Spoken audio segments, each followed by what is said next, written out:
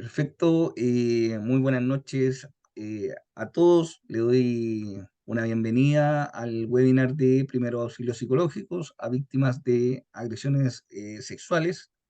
Esta noche recae en la ponente Fernanda Peters, psicóloga clínica y perito judicial con vasta experiencia en análisis de abuso sexual. Fernanda. Ya, muchas gracias. Voy a compartir pantalla primero. Espérenme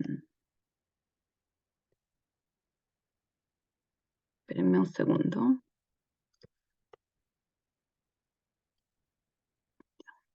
Ya, yo no soy muy experta en esto de lo tecnológico. ¿Me escuchan bien? Sí, súper. Ya.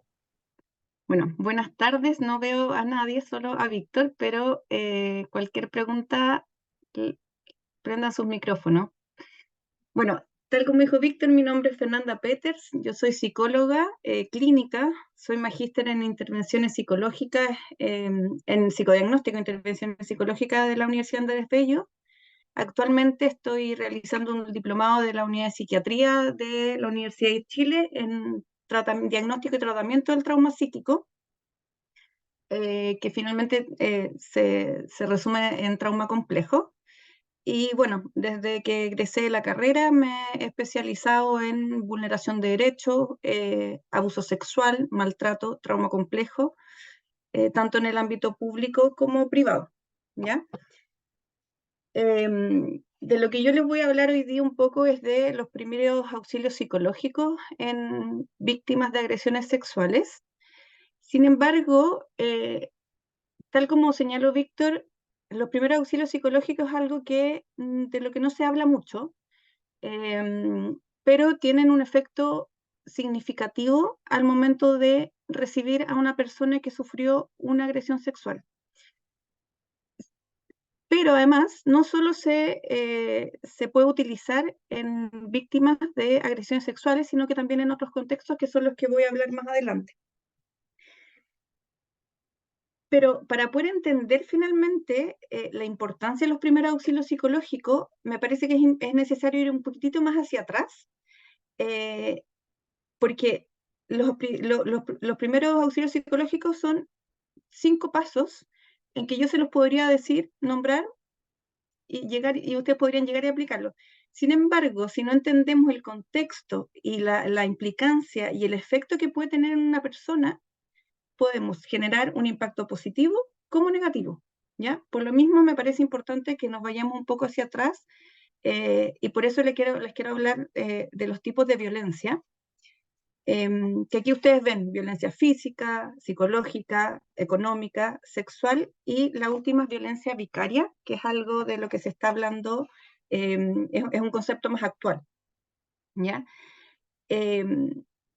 A ver, por violencia física vamos a entender que son todas las formas de agresiones a las mujeres, que van desde los empujones, los amarreos, tirones de pelos, pellizcos, apretones, golpes, etcétera, golpes con objetos, y la manifestación más fuerte de agresión física es el femicidio, ¿ya? De lo cual ya sabemos que lamentablemente va en aumento. Por otro lado, la violencia psicológica, que es una de las violencias más complejas también de detectar por la propia víctima, dado que muchas veces es muy sutil cómo se manifiesta, y es cuando se intenta controlar a una mujer mediante amenazas, humillaciones, presión emocional, con el propósito de hacerla sentir insegura y sin control sobre su vida y sus decisiones. Entonces, finalmente queda a merced de su victimario. Por otro lado, la violencia económica, de la cual tampoco se habla mucho, pero que es muy relevante, que es cuando se intenta controlar a la mujer a través de la entrega del dinero necesario para mantenerse, para su mantención personal.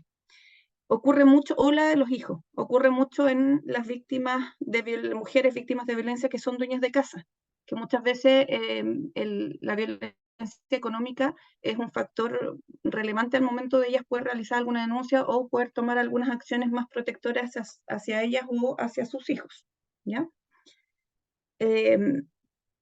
Después está la violencia vicaria, que tal como les dije, es un concepto más actual. em, Todavía no está considerado dentro de los tribunales como un concepto válido.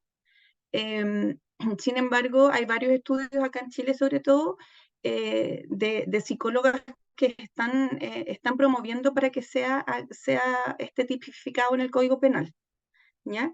Y la violencia vicaria se define como un tipo de violencia de género, que esa es también una diferencia, que se ejerce cuando el agresor sustituye a la víctima, o sea, a la mujer, por otro significativo, los hijos en este caso, para dañar a la víctima. O sea, se daña a los hijos, pero con el objetivo de dañar a la mujer, ¿ya? Por ejemplo, el no pago por el concepto de alimentos, o sea, por la pensión de alimentos, puede ser considerado violencia vicaria, porque finalmente ahí los perjudicados son los niños y por ende la mujer, ¿ya? Y después, bueno, viene la violencia sexual.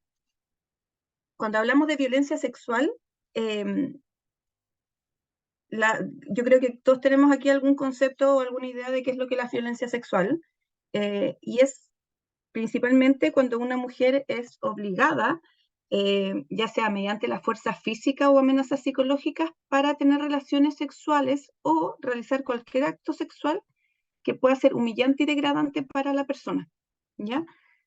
Em, por otro lado, implica la transgresión de los límites íntimos de la persona, em, o la niña, niño o adolescente. Supone también la imposición. Ay, disculpen, me adelanté una. Ah, no, no, ya, estoy bien, disculpen. Vuelvo a la violencia sexual, en el caso de la mujer.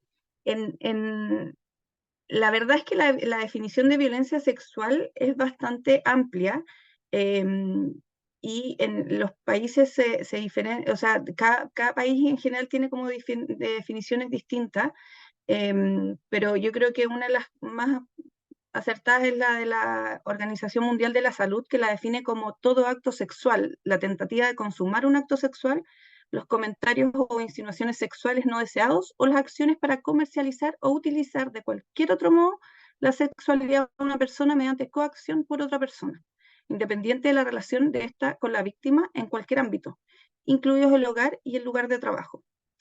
Acá yo hago hincapié también cuando señala que es incluido en el hogar, porque eh, todavía hay gente que se sorprende cuando una víctima dice que fue violada por su marido. ¿Por qué? Porque al estar en un matrimonio, está el contrato del matrimonio, se considera, o antes por lo menos se consideraba, que no podía haber violencia sexual. Sin embargo, y afortunadamente esa visión ha ido cambiando, y sí puede haber violencia sexual dentro del matrimonio.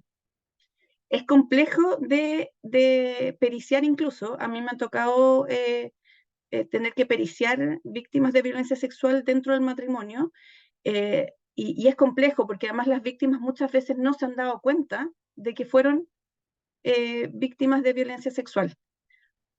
Por lo mismo, porque existe un desconocimiento de que este tipo de violencia también está dentro del matrimonio, o de una relación de pareja, de convivencia, etc. Bueno, y la coacción también puede abarcar diferentes formas, ya sea, por ejemplo, la violencia, o sea, la fuerza física, la intimidación psicológica, amenazas, que también es algo que ocurre mucho, sobre todo, por ejemplo, en contextos laborales, en donde te, mm, se suele escuchar, por ejemplo, que no te van a subir de cargo si es que no ocurre esto otro, y así, ¿ya? Y por otro lado, que es algo que también actualmente se ve muchísimo, es cuando la persona no está en condiciones de dar su consentimiento, como por ejemplo cuando está bajo los efectos del alcohol, que es el caso de Antonia Barra, em, donde se pudo comprobar que ella efectivamente no estaba en condiciones de dar su consentimiento, ¿ya? También aquí hay que considerar, y lamentablemente las personas con una discapacidad cognitiva, ya sea síndrome de Down o alguna otra discapacidad cognitiva, también son una población mucho más vulnerable a ser vulneradas sexualmente. Lamentablemente, eh, muchas veces no lo dicen porque o no tienen las habilidades cognitivas para decirlo, y si lo dicen, si lo denuncian, no son escuchados, ¿ya? Así que es una población que a mi parecer está como bastante abandonada en ese sentido, pero que es altamente vulnerable a este tipo de violencia. Por otro lado, el abuso sexual infantil también es importante diferenciarlo de las agresiones sexuales en mujeres adultas, bueno, y en hombres adultos también, que también ocurren, en menor medida, pero también ocurren. Y el abuso sexual es es una de las formas más graves de violencia contra la infancia y puede tener un impacto a nivel emocional, psíquico, profundo, y en el caso de no ser tratado de manera oportuna, las consecuencias pueden ser permanentes. Y también es un factor que genera, o sea, sube las posibilidades de que pueda generarse algún trastorno de salud mental. Así que de ahí la importancia que también se pueda hablar y ojalá todos pudiéramos tener más conocimiento de lo que significa el abuso sexual infantil. Y como, ay, disculpen, como lo decía, bueno, anteriormente, que implica la transgresión de los límites íntimos y personales de los niños o niñas o adolescentes, eh, supone la imposición de comportamientos de contenido sexual por parte de una persona, que puede ser un adulto o otro menor de edad, ¿ya? Pero cuando es menor de edad, la diferencia de edad tiene que ser significativa. Por otro lado, igual acá hay como harta discusión sobre este punto, porque, por ejemplo, si tienes un niño de 5 años con uno de 7, sí, hay diferencia de edad, pero si el de 7 sigue siendo bien, bien menor también. Pero aquí una de las cosas a considerar es si es un juego exploratorio o no, pero cómo también se sintió el otro niño. Porque en el juego exploratorio, por ejemplo, hay consentimiento, por así decirlo. Cuando un niño de 5 años te dice no, se siente incómodo, se sintió transgredido, ahí ya estamos hablando de una vulneración y de abuso sexual. Pero no se le puede tratar a un niño de 7 años que abusó de un niño de 5 de la misma manera en que vamos a tratar a un adulto, ¿ya? Porque en muchos casos tenemos que pensar qué le está pasando a ese niño de 7 años que está realizando este tipo de conductas. No sé si tienen alguna pregunta hasta el momento. Parece que no. Ya. Por otro lado, el abuso sexual también afortunadamente comenzó a ser visibilizado cuando los niños empezaron a ser reconocidos como sujetos de derecho. Y esto, bueno, fue con la Convención de los Derechos de los Niños. Eh, y eso, a pesar de la Convención de los Derechos de los Niños, aún así es un tema que todavía se pone muy en cuestión. ¿Ya? También en las pericias psicológicas se cuestiona mucho las formas de periciar a un niño para poder identificar el daño o la existencia de un abuso sexual, ¿ya? Bueno, y el abuso sexual también infantil tiene diferentes formas de manifestarse. No es solo en relación como al acto sexual en sí, ¿ya? Y respecto de esto, espérame un minuto. Ahí sí. Respecto de esto me parece que es importante porque hace muy poco se promulgó la ley 21.057, que regula las entrevistas grabadas en video y otras medidas de resguardo a menores de edad víctimas de delitos sexuales. esta ley, si bien yo sé que en el contexto en el que ustedes trabajan no se utiliza, pero sí me parece que es importante saber por lo menos lo básico de esta ley, porque esto tiene relación con los primeros auxilios psicológicos, ¿ya? Porque por un lado, el propósito principal de esta ley es evitar toda consecuencia negativa que puedan sufrir los niños, niñas y adolescentes con ocasión de su interacción en calidad de víctimas, con las personas o instituciones que intervienen en las etapas de denuncia, investigación y juzgamiento de los delitos señalados en esta norma legal, previniendo con ello el proceso de victimización secundaria. O sea, ¿por qué me parece importante? Yo hoy día comentárselas porque cuando ustedes reciben en sus lugares de trabajo un niño, niña, adolescente, pero que también lo podemos pensar para adultos, eh, que ha sido víctima de una agresión sexual, esta ley es lo que permite que no vayamos a retraumatizar, porque se solicita que la única instancia donde se pueda recoger información de la víctima sobre el hecho es en esta entrevista investigativa biograbada, que además es la que realiza el fiscal, ¿ya? Y esa es la única instancia en donde este niño, niña, adolescente puede, va a ser interrogado, ¿ya? Después, más adelante, cuando yo le hable ya de los primeros auxilios psicológicos, van a entender que una de las cosas que uno no hace cuando llega una persona que es víctima de una agresión sexual es preguntar, ¿ya? Uno no intenta que te den, o sea, muchas veces caemos o creemos que mientras más hablen es mejor y tendemos a caer en preguntas como de detalles y eso es lo que no debemos hacer, ¿ya? De acuerdo a esta ley, los principios de aplicación, es decir, qué es lo que busca también resguardar, son el interés superior del niño, es decir, que se generen las condiciones para procurar y promover el bienestar físico y emocional de ese niño. Por otro lado está el derecho a ser oídos y a la información, es decir, que ahí, por ejemplo, se relaciona con los principios, los primeros auxilios psicológicos, porque la idea es que nosotros como profesionales podamos estar disponibles para poder escuchar de manera activa a esa víctima, ¿ya?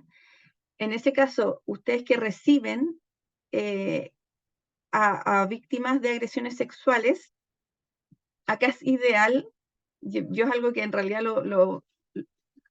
creo que todos debieran hacerlo, pero me ha pasado ver en urgencias, sobre todo cuando reciben agresiones, víctimas de agresiones sexuales, ver, por ejemplo, matronas o ginecólogos, profesionales de salud que han tenido vivencias también, experiencias de agresión sexuales, pero de las cuales no han tenido un tratamiento.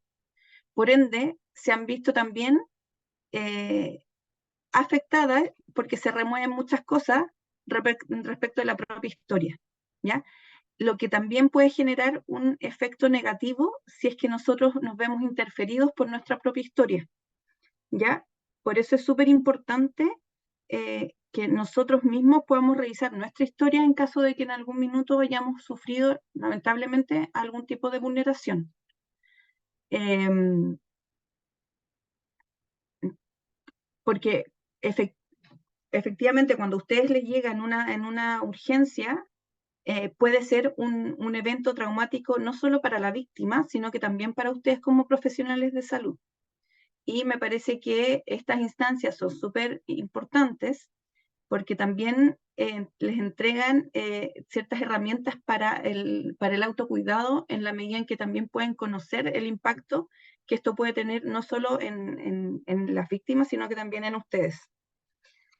Bueno, volviendo a los principios de aplicación, en que considera esta ley, también está el derecho a ser oídos y a la información, ¿ya? Que era lo que les mencionaba, el que puedan expresarse libremente pero también el que podamos, como profesionales de la salud, entregar la información necesaria y que les permita a estos niños, niñas y adolescentes estar en conocimiento de los procesos, ¿ya? Acá yo se los menciono porque, insisto, me parece importante que ustedes tengan algún conocimiento. Sin embargo, yo sé que en ese momento ustedes no van a entregar información sobre cuáles son sus derechos o no les van a explicar cómo va a seguir el proceso en términos judiciales, ¿ya? Pero para que se entienda de que esto no es como, no es como que yo hago una cosa por un lado y ustedes otras por otro. Al final, idealmente, pudiéramos trabajar todos un poco en conjunto, o sea, no un poco, en realidad en conjunto, y por eso para mí fue importante que pudieran tener una noción de lo que se está haciendo también en términos judiciales.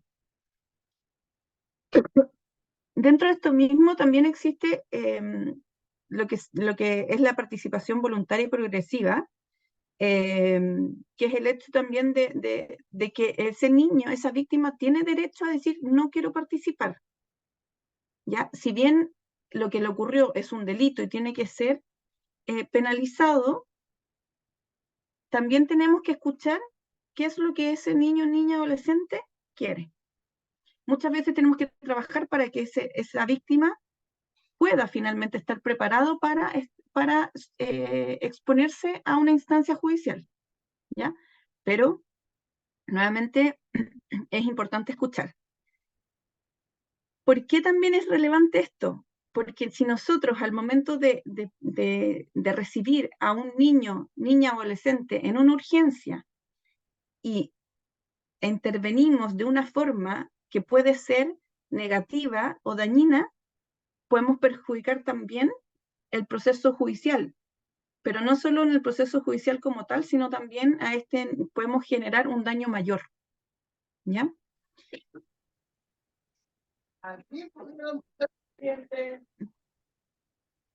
No sé si alguien tiene una pregunta.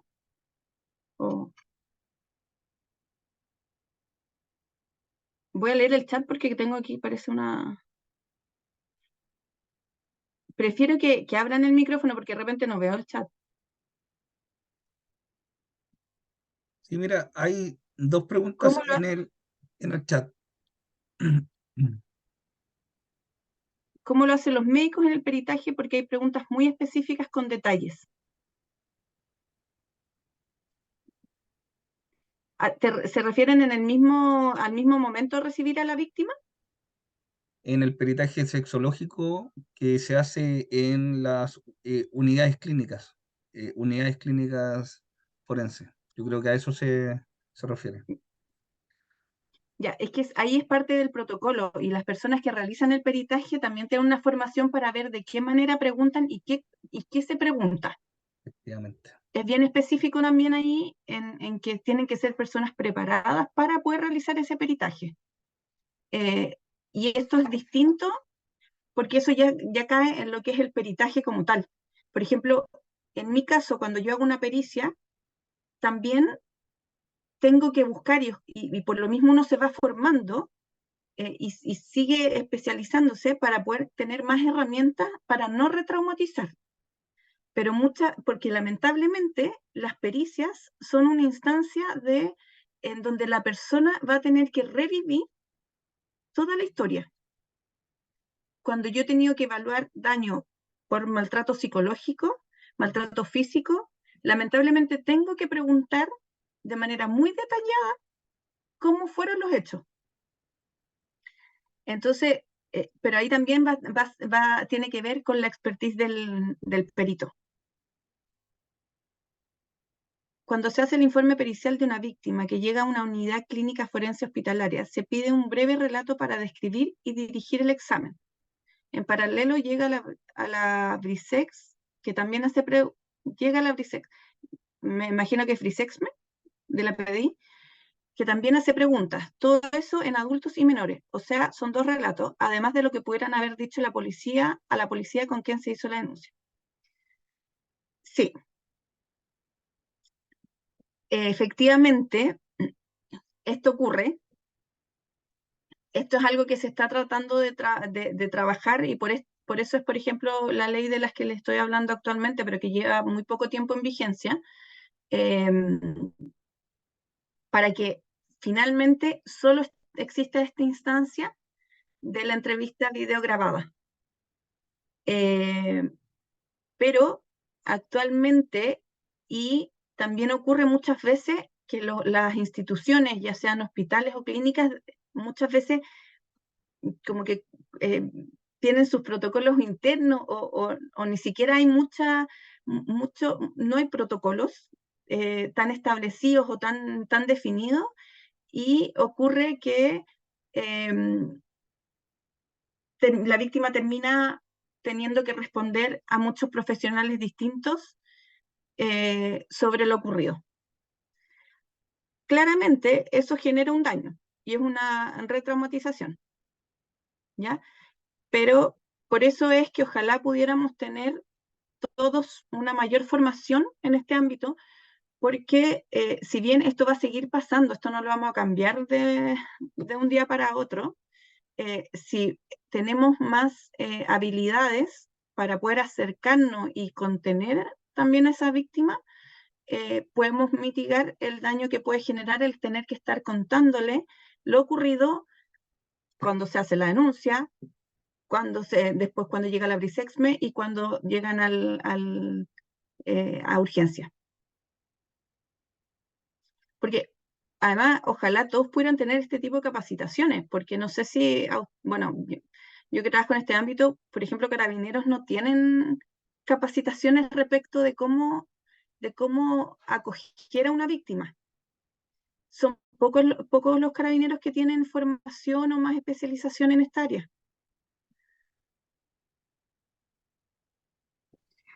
¿Puedo hacer una pregunta? Que no me queda muy claro cómo proceder para no preguntar. En mi caso, yo trabajo en un SECOS y si llega una víctima, relata que ha sido abusada, ¿cómo lo hago para no preguntar, pero al mismo tiempo tener que respaldar en la institución donde yo trabajo lo sucedido? Es ahí donde no comprendo muy bien cómo debería funcionar. Pero ahí ustedes tienen un protocolo. No. Ya, es que esas son las lagunas, porque debiera haber un protocolo. Porque, por ejemplo, una de las cosas que después yo les voy a hablar de los primeros auxilios psicológicos, que es algo distinto a lo que, a lo que significa el recoger la información que necesitamos para poder realizar una denuncia, por ejemplo. Pero la idea es que cada institución tenga un protocolo, pero los primeros auxilios los puede ayudar para por lo menos no generar un mayor daño o mitigar el daño. Yo ahí no te puedo dar una respuesta como tal porque, insisto, todas las instituciones debieran tener un protocolo unificado en realidad. No debiera ser, y como les mencionaba antes, lamentablemente de repente las clínicas privadas funcionan de manera muy distinta a un hospital. Los hospitales en general frente a estas situaciones funcionan mejor que una clínica privada, pero no tienen protocolos. Entonces, pero ahí uno lo puede proponer. Yo he trabajado en lugares donde se proponen, los mismos funcionarios proponen realizar algún tipo de protocolo. Pero esto te podría ayudar como para tener una noción por lo menos de cómo acercarse a una víctima. Yo ahí cuando ya pasemos a los primeros auxilios, bueno, ya en el curso igual voy a poder dar más detalles en realidad de qué cosas no se deben preguntar, por ejemplo. Y ahí yo creo que voy a poder responder más a tu pregunta. No sé si te ayuda en algo mi respuesta. Muchas gracias. De nada. Bueno, y ahora pasando a lo que, como al tema central, los primeros auxilios psicológicos, primero, las situaciones traumáticas son escenarios como mucho más comunes de los que nosotros pensamos, y no incluyen solo las agresiones sexuales como les mencioné al comienzo. Puede ser también, por ejemplo, un asalto en la vía pública, incendios, desastres naturales, nosotros que somos un país sísmico, los terremotos, o por ejemplo, la muerte de un cercano de manera inesperada. Por ejemplo, no sé si recuerdan, no me acuerdo qué año fue ya, pero 2021 creo, de esta enfermera o técnico en enfermería que iba a la clínica Indisa a trabajar, me parece, y que la atropelló esta camioneta como de manera que iba manejando de manera imprudente. Ya. Ese accidente también puede ser una situación traumática. En realidad es una situación traumática para la familia, ¿ya? Porque si bien la familia no estaba ahí, pero el saber, o por ejemplo ver los videos, porque habían videos, sí implican una situación traumática. Y se estima que cerca del 40% de la población chilena está expuesta a este tipo de situaciones.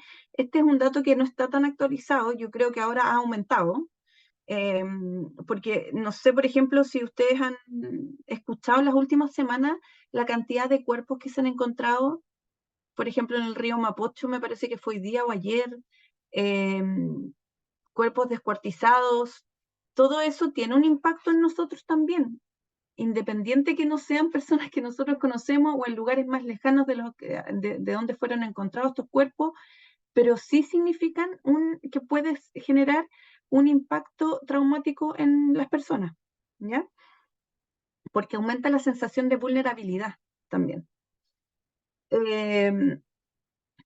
Y es normal que después de un suceso traumático, un suceso importante, o luego una situación de peligro, las personas entremos en un estado de shock, ¿ya? Y ahí, por ejemplo, cuando usted recibe una víctima una víctima de agresión sexual, les puede pasar, y es muy común que puedan llegar en un estado de shock, ¿ya? En donde uno las percibe como si estuvieran un poco desconectadas, como idas, o como que actuaran como si nada pasara, como minimizando un poco la situación, incluso. Y ahí es donde los primeros auxilios psicológicos pasan a tomar relevancia, porque nos puedan ayudar a enfrentar estos escenarios de mejor forma y así disminuir las secuelas a futuro, ¿ya? Finalmente, el objetivo principal es ayudar a quienes se han visto afectados por alguna situación traumática, ya sea directa o indirectamente. Por eso les mencionaba también estos casos de los cuerpos descuartizados, que en algún minuto yo creo que sí va a tener que ser abordado también de otra manera. Y se definen como una herramienta de apoyo pensada en acompañar a aquellas personas que se encuentran en escenarios de crisis y que tienen como objetivo el recuperar el equilibrio emocional junto con prevenir la aparición de secuelas psicológicas.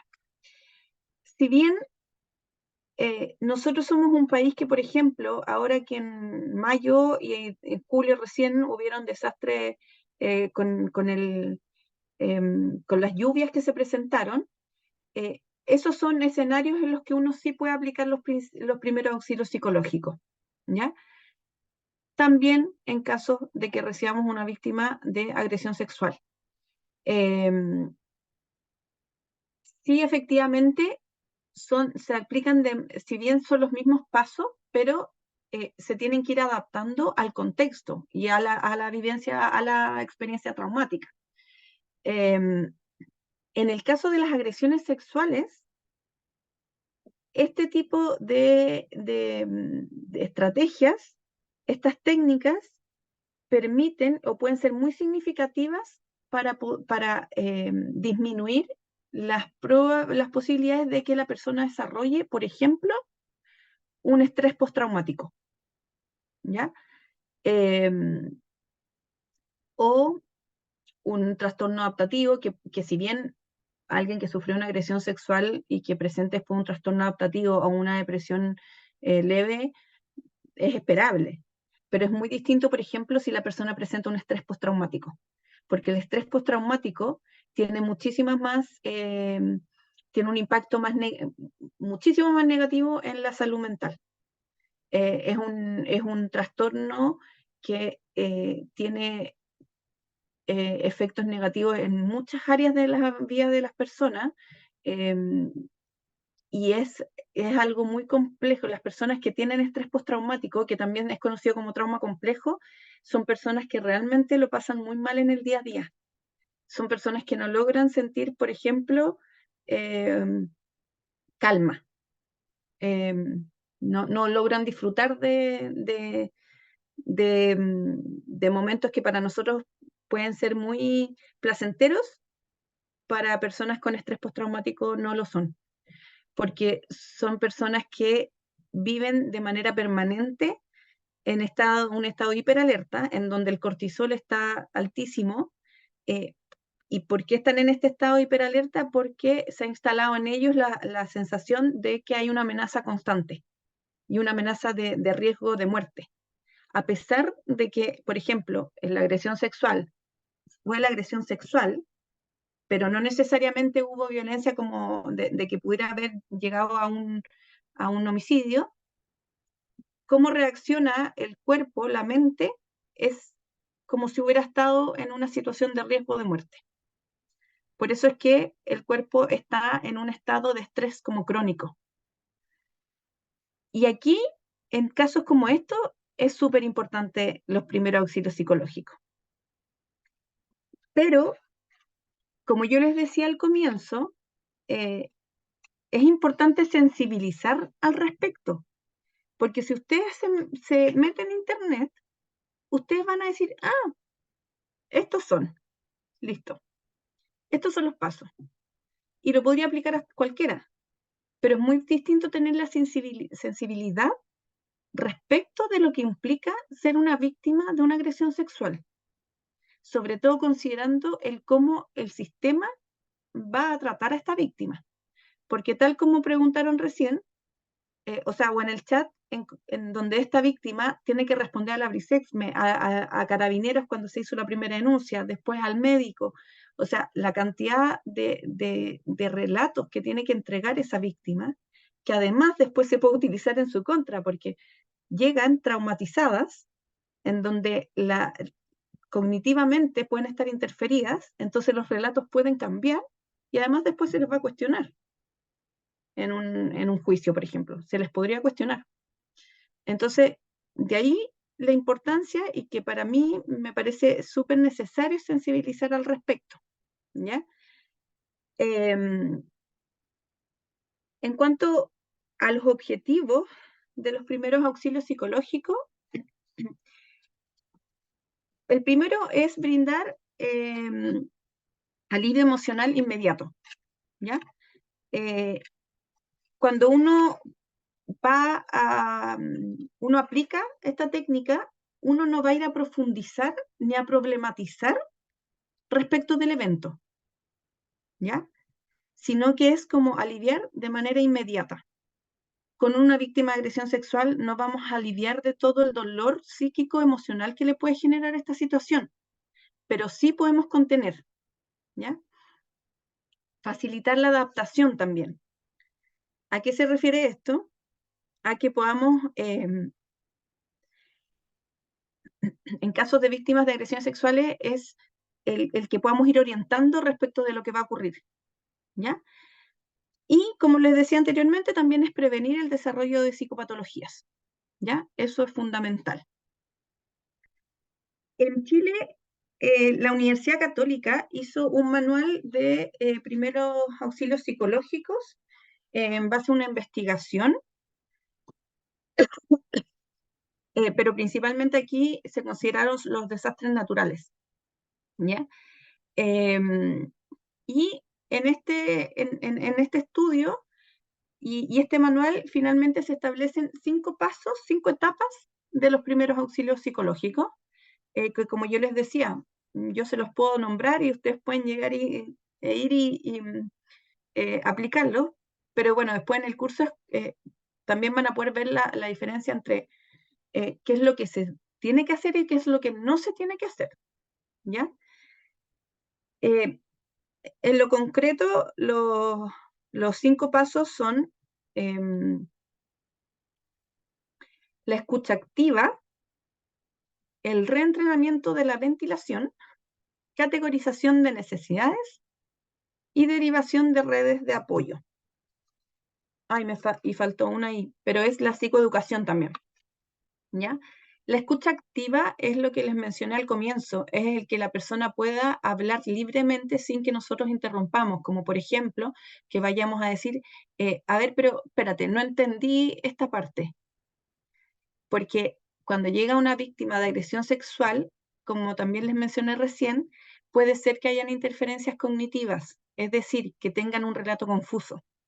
Entonces, si nosotros le decimos, espera, ¿me puedes repetir esto que no lo entendí bien? Puede hacer que esa persona piense que la están cuestionando. ¿Ya? Entonces, la escucha activa es escuchar activamente, es decir, estar presente y atentos al relato de la persona, pero sin que nosotros vayamos a, por ejemplo, dar consejos o de alguna u otra forma hacer juicios de valor. ¿Ya?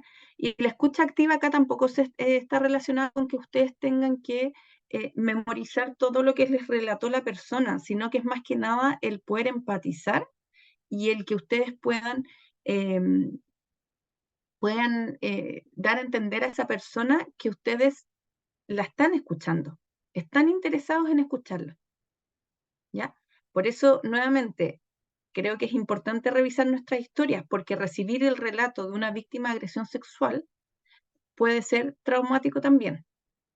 Por eso los primeros auxilios psicológicos, por ejemplo, también se le entregan a los choferes de los trenes del metro, después de que alguien se suicida en las vías. ¿Por qué? Porque también es si bien no era un cercano, pero sí es una víctima indirecta de una situación traumática. Después está el reentrenamiento de la ventilación. Y aquí tiene que ver más que nada con la sintomatología que pueda presentar la persona, ¿ya? Porque frente a un evento traumático como una agresión sexual, la persona, como les dije antes, puede estar en shock, en donde no va a mostrar mayor sintomatología y en general se van a ver más desconectadas, pero también puede ocurrir que estén ansiosos, como hiperventilados, alterados, confundidos y aquí es importante que podamos disminuir esa sintomatología mediante técnicas de relajación, ¿ya? Después está la categorización de las necesidades, ¿ya? Acá es más que nada el ayudar a la persona a ordenar los pasos a seguir. En el caso de las víctimas de agresión sexual, es, por ejemplo, explicarle, mira, ahora vas a ir al servicio médico legal. Después del servicio médico legal está esta segunda instancia. Poder anticiparle lo que va a ocurrir, porque eso también permite ordenar a nivel psíquico la experiencia, ¿ya? Porque si no, una agresión sexual viene a remover, es como a desordenar todo el panorama mental que uno tiene, ¿ya? Sobre todo, por ejemplo, en víctimas, bueno, en víctimas adultas que muchas veces son agresiones en donde alguien puede estar caminando en la calle y no sé, te tomaron mala fuerza y te agreden sexualmente, es distinto. No estoy diciendo que sea más grave o menos grave, pero es distinto a alguien que fue violentada, por ejemplo, dentro del matrimonio, como en un contexto que es un contexto distinto. ¿Ya? A eso me refiero. También está la derivación a redes de apoyo, que ahí es más que nada, tal como lo dice el título, es el poder derivar donde se requiere en relación a esta experiencia traumática. Como yo les dije al comienzo, los primeros auxilios psicológicos, las etapas son las mismas, pero se aplican de manera distinta dependiendo de la experiencia traumática. Ya, por ejemplo, en caso de un desastre natural, es diferente a la agresión sexual. En caso de un desastre natural, no vamos a derivar, obviamente, al servicio médico legal, sino que vamos a establecer una conexión quizás con el municipio. ¿Ya? A eso se refiere con la derivación de redes de apoyo. Y por último, la psicoeducación, que son más que nada es el poder transmitir y normalizar que todo lo que la persona puede sentir es normal. Eso principalmente en cuanto a la psicoeducación. Como les dije al comienzo, el protocolo de actividades y los pasos a seguir en los primeros auxilios psicológicos son breves, pero y se pueden ver como si fueran fáciles. Sin embargo, no lo son. Por eso les decía que la sensibilizar respecto al tema, perdón, es que estoy resfriada, es necesario, porque no solo tenemos que saber la teoría, sino también el poder empatizar con la persona, el poder ser prudentes y saber cuándo no estamos siendo un aporte. Disculpen. Con eso estoy. Ya, pues, Fernanda, muchas gracias. Se abren los micrófonos a las preguntas. Recordemos que la ponencia del día de hoy, el webinar, se centra básicamente no en los protocolos o en los procedimientos netamente, sino que es 100% enfocado en los primeros auxilios psicológicos, ¿ya? Se abren los micrófonos y el chat para que puedan hacer sus preguntas a Fernanda. Karen, la escuchamos. Hola, buenas noches. Mi nombre es Karen Angulo, soy matrona del Hospital Base Osorno. Estamos implementando ahí el GES 86 y mi pregunta es la siguiente. Quisiera saber cómo hacer, porque nosotros les hacemos seguimiento a las víctimas de violencia sexual y dentro del contexto del seguimiento, bueno, se le aplican toma de exámenes de sangre, panel de ITS para ver el seguimiento.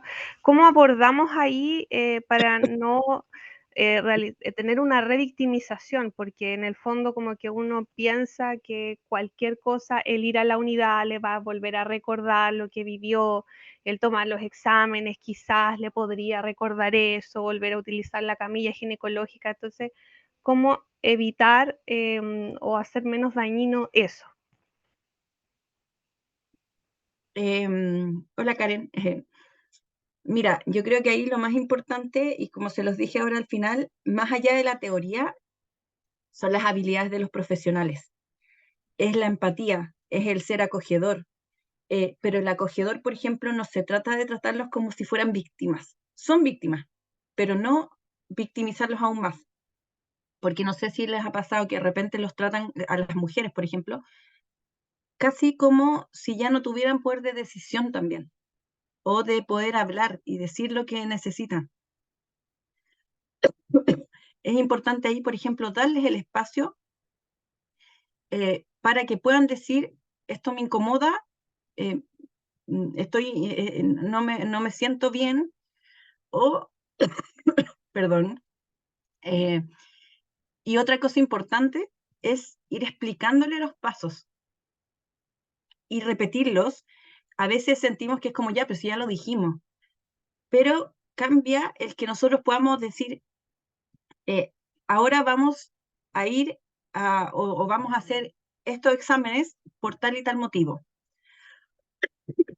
Yo sé que en general lo hacen, es parte de cualquier procedimiento, pero en estos casos es muchísimo más necesario. Y, como les decía también anteriormente, pueden haber interferencias. Oye, estoy súper mal, ¿me esperan un minuto? Bueno, por mientras a Fernanda le dio una crisis de alergia, ahí mezclado con el resfrío. Comentarles de que se viene el curso de primeros auxilios psicológicos donde se van a abordar todos estos temas en profundidad y vamos a ver también ciertos protocolos que se pueden aplicar en sus respectivos departamentos de unidad clínica forense. Ya el curso tiene un costo de 45.000 pesos y dura 24 horas cronológicas donde se abordarán en cada módulo en profundidad estos temas tan importantes que deben abordar las matronas. Se abrió otra manito ahí, Camila, escuchamos. Oye, disculpen, es que estoy con resfriada y aparte soy asmática, por eso me dan estos ataques. Pero quería responder lo último de Karen, es que, como les mencioné anteriormente, muchas veces frente a estas situaciones traumáticas se producen interferencias cognitivas y eso quiere decir que las personas, tú les puedes decir algo, pero después te van a volver a preguntar lo mismo. Frente a esas situaciones es que uno tiene que ser tremendamente empáticos, porque no es que no te estén pescando, sino que realmente están en shock y por ende no están pudiendo procesar la información de la misma manera que si no hubieran sufrido la agresión. Entonces, de ahí la importancia, por ejemplo, de la empatía, la importancia de reconocerlas como víctimas, pero sin limitarlas o posicionarlas como si no tuvieran poder de decisión. No sé si ahí te respondí. Y Aranza. Aranza, sí. Hola, buenas tardes. Eh, el miércoles estuve en un conversatorio sobre la aplicación de la ley IBE por la tercera causal y se pudo rescatar en varios estudios que se hicieron que eh, desde la parte administrativa, como de lawyers, cuando la gente llega a denunciar una agresión sexual, es de ahí que empieza un poco la vulneración psicológica o la revictimización. Entonces, como matrona, cuando ya llega esta paciente que ya pasó desde la entrada, que vienen con como con este prejuicio, este daño psicológico, ¿cómo, qué herramienta adicional se podría usar como para decir tranquila o para un poco borrar todo lo que pasó desde la entrada hasta la sala ginecológica donde uno tiene que hacer el peritaje? Esa es mi pregunta. Ya, sí, como yo les mencioné también durante la exposición, es que el sistema lamentablemente retraumatiza, victimiza, ¿ya? Entonces, por ejemplo, les puede llegar víctimas que pueden estar enojadas y que pueden ser agresivas, ya por el maltrato que ha recibido anteriormente, ¿ya? Lo que ahí es importante es poder validar su molestia, poder validar también el que no quieran o se muestren resistentes a los exámenes que se le deban realizar. Por eso, y en relación un poco a lo que preguntó Karen, la importancia de la empatía, de poder explicarle y también tener paciencia de que quizás vas a haber que darle un poquito más de tiempo para que puedan acceder a los exámenes que son necesarios. Por otro lado, otra cosa que me parece importante es que cuando ya llegan a esa instancia con ustedes, ojalá se queden con una persona y no que las vuelvan a ver como 3 personas más o 3 matronas más, sino que puedan reconocer también con quién, con qué profesional se sintió más a gusto y respetar idealmente eso. Yo sé que es difícil porque muchas veces se tienen protocolos y como son pasos a seguir dentro de la institución y etcétera, pero idealmente tener un poquitito más de empatía respecto de eso, porque me ha pasado con víctimas que he tenido, o cuando he trabajado, por ejemplo, en PRM, que son programas de reparación de maltrato, que he tenido que acudir a instancias como urgencia y me he dado cuenta de que mi paciente tuvo mejor vínculo con un enfermero que no sé, o enfermera que no era de la unidad, por darles un ejemplo. Pero como no es de la unidad, le dicen, no, es que no puede verlo él porque no es de la unidad. Ya, estos son casos excepcionales. No están aquí porque los van a operar, porque les van a sacar el apéndice. Están acá porque sufrieron una agresión sexual. Entonces, idealmente a eso me refiero con tener la sensibilidad. Es la paciencia, es el validar que ya fueron también como ya han sido como vulnerados nuevamente quizás desde el sistema. Bueno, tenemos Muchas gracias. otra manito levantada, Macarena Ríos, la escuchamos. Hola, ¿me escuchan? Fuerte y claro. Sí, Ya, súper. Ya, yo estoy haciendo también un diplomado en abordaje psicojurídico, ya acerca de estos temas.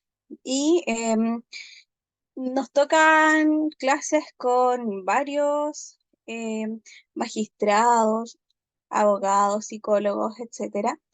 Y lo que llama la atención, o sea, al comienzo, porque ahora ya es como muy común, ¿cierto? Es la falta de capacitación del mismo personal, ¿ya? Por ejemplo, llegan muchas personas ya a tribunales, por ejemplo, y se les comienza a preguntar ciertas cosas, víctimas, obviamente, y muchos dicen así como que ya, como que están aburridos, que ya pasaron por muchas declaraciones y todo esto. El tema es que yo también trabajo en un hospital, en urgencias, y me ha pasado que por más que tú le digas de repente a los mismos profesionales que trabajan que hay cosas que se pueden hacer y otras que no, como que aún así van, por ejemplo, al choque, se sienten con mucha, de repente como con muchas, no sé si ganas, no creo que ganas, pero tienen como eso de cuestionar también, así como que es que el discurso es difuso, el discurso es esto, el discurso es así, el discurso es lo otro, como revictimizar a la víctima constantemente, y eso también es un tema. Yo no he leído todavía todo el tema de las leyes y todo esto nuevo que está saliendo, porque de verdad es mucha información, pero entiendo que hay una ley que inclusive te dice en un artículo cómo tienes que parar también el relato cuando la persona te comienza a preguntar estas cosas, o sea, te comienza a comentar todos estos temas así como de violencia sexual en víctimas de violencia sexual para no llegar a este tema de la revictimización, ¿ya? Pero allí no recuerdo cuál era. El tema es que hay cosas súper específicas que nos dice la ley y de repente es cosa de aplicarlo nomás, o sea, primeros auxilios psicológicos, tenemos que decirle a las personas qué va a pasar, cuál es el proceso, cuál es nuestro rol como persona y cuáles son sus derechos, por ejemplo. Más allá de estar en todo momento preguntando el por qué, que eso pasa obviamente porque cuando nosotros atendemos a un paciente siempre le preguntamos por qué viene, por ejemplo. Pero como tú misma decías, estos son casos excepcionales. Entonces, nosotros tenemos que entender que nos tenemos que adecuar, que la ley es nueva, por ejemplo, que es lo que veíamos ayer en el otro webinar, ¿cierto? Y que tenemos que actualizarnos. Y yo digo, acá hay cuánto, como 40 participantes, siendo que igual podemos ser muchos más, ¿me entiendes? Entonces, igual es un tema de falta de capacitación, pero porque también nosotros como profesionales muchas veces dejamos eso de lado también, pues. Eso era mi aporte. sí. O sea, de todas maneras, yo creo, lo mencioné, que a mí me parece que ojalá, o sea, todos se capacitaran, pero que fuera obligación capacitarse, sobre todo, por ejemplo, los médicos. Los médicos, por su, por en algunos, no todos obviamente, pero en muchos pasa también de que están, de sentir que están en un lugar superior a veces, em, o por ejemplo, el no tener el cuidado de poner de hacer juicios de valor. Ocurre mucho lo que tú mencionas, como, pero si a mí me dijo esto y después dijo esto otro, ocurre, ocurre en las víctimas de abuso sexual, de agresiones sexuales, porque nuevamente están en shock, están interferidas emocionalmente, cognitivamente. No podemos esperar a alguien que acaba de ser agredida sexualmente que nos pueda dar una respuesta coherente, lógica, súper bien armada sobre lo que le ocurrió. Además a alguien desconocido. Para mí es sentido común, pero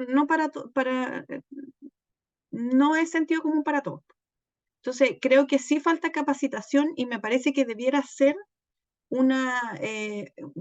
algo obligatorio, algo que debiera impartirse sí o sí en todas las instituciones, SESFAM, o sea, en COSAM, hospitales, en clínicas privadas también, que por ejemplo las clínicas privadas tienen mayor resistencia a veces a este tipo de instancias.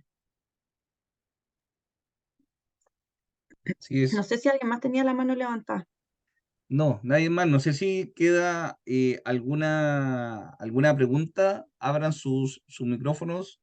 Justamente nos quedan 4 minutos para aclarar dudas, preguntas o consultas. Y no se vayan, ya antes de despedirnos,